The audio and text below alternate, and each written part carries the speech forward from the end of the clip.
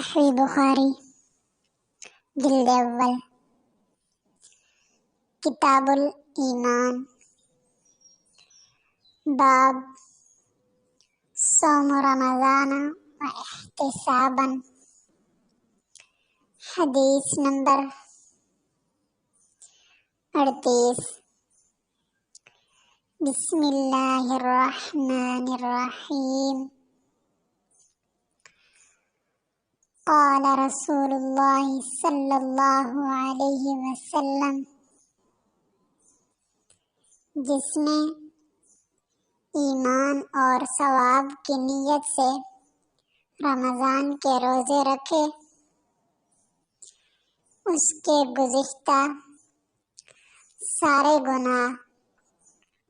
معاف کر دیے جائیں گے۔